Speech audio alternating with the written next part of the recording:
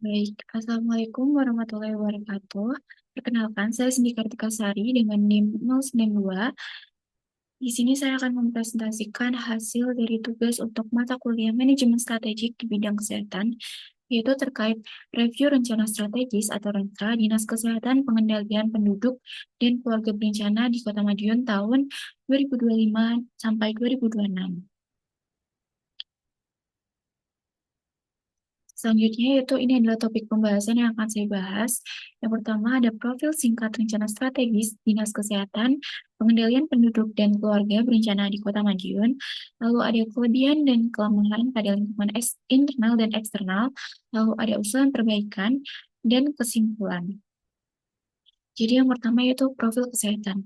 Nah, Renstra Dinas Kesehatan Kota Madiun ini merupakan dokumen perencanaan jangka menengah perangkat daerah yang disusun dengan mengacu pada RPJPD dan RPJMD Kota Madiun, serta instruksi Mendagri nomor 52 tahun 2022, lalu Perpres nomor 72 tahun 2021 tentang percepatan penurunan stunting, serta standar pelayanan minimal SPM di bidang kesehatan.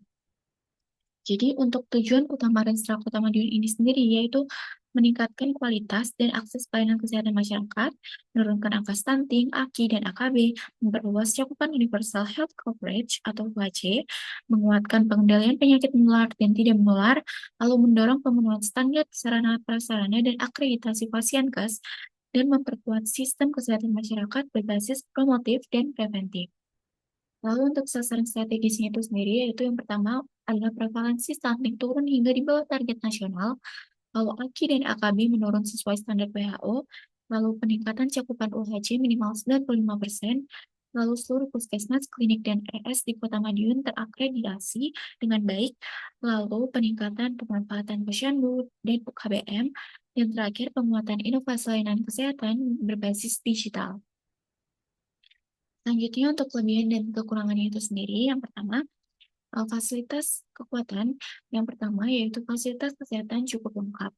Jadi memudahkan akses pelayanan dasar. Lalu yang kedua, program promotif preventifnya itu berjalan dengan baik sehingga memperkuat kesadaran masyarakat sejak dini.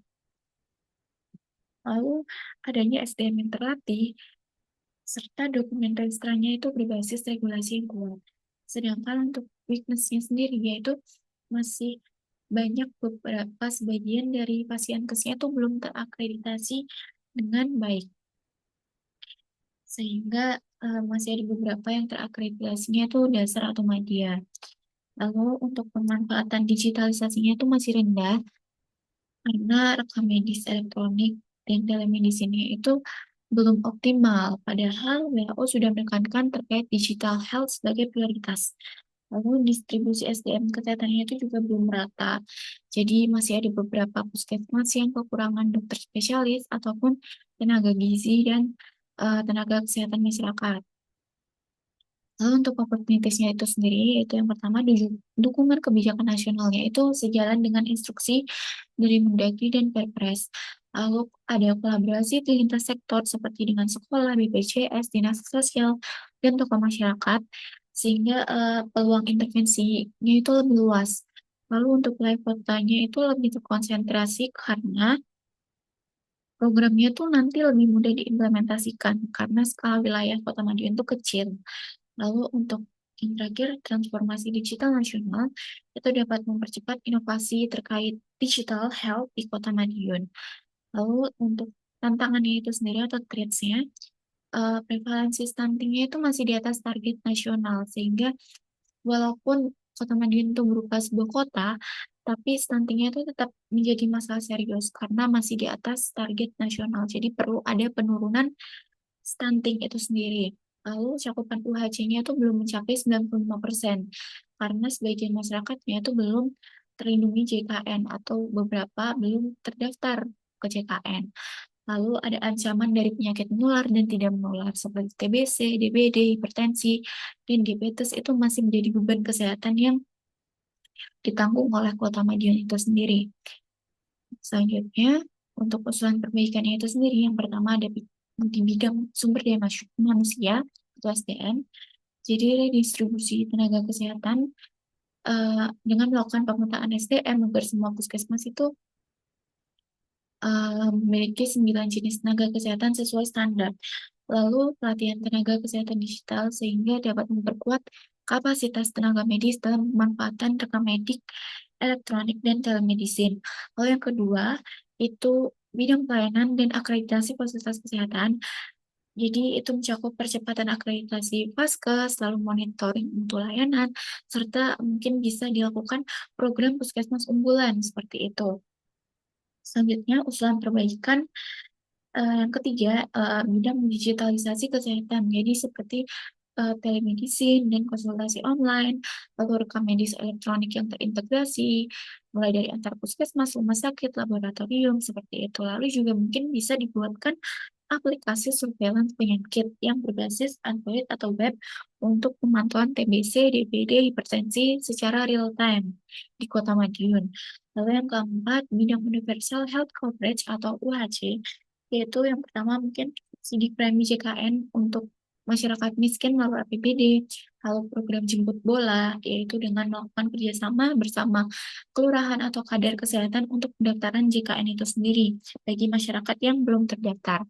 Lalu integrasi data Dukcapil, BPJS, Dinkes, sehingga memastikan bahwa semua warga Kota Madiun itu terdaftar di BPJS atau JKN itu sendiri.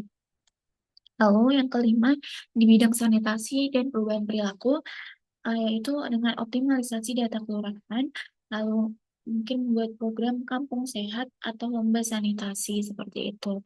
Lalu yang keenam atau terakhir, di bidang manajemen risiko dan kontingensi.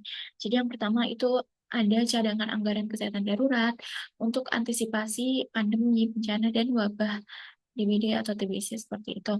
Lalu yang kedua, rencana kontingensi kesehatan yang meliputi SOP penanganan bencana, sistem rujukan, dan logistik farmasi.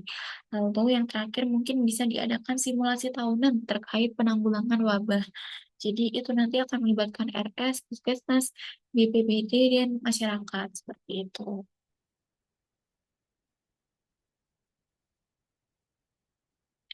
Nah, kesimpulannya mungkin eh Renstra ini tuh kuat secara regulasi dan visi misi, serta selaras dengan pembangunan daerah dan nasional. Lalu kekuatannya juga yaitu fasilitas kesehatannya itu memadai, program promotif preventifnya itu aktif, dan dukungan kebijakan nasionalnya itu sangat baik. Sedangkan untuk kelemahan dan tantangannya itu ada di distribusi SDM yang tidak merata, akreditasi Vaskes belum paripurna, digitalisasinya masih rendah, dan stunting serta UHC-nya itu belum mencapai target seperti itu. Lalu untuk arah perbaikannya itu sendiri mungkin bisa dengan penguatan SDM, percepatan akreditasi, transformasi digital, serta intervensi stunting berbasis keluarga seperti itu. Nah, berikut adalah daftar pustaka yang saya gunakan. Mungkin sekian presentasi dari saya. Wassalamualaikum warahmatullahi wabarakatuh. Mohon maaf apabila ada salah kata. Terima kasih.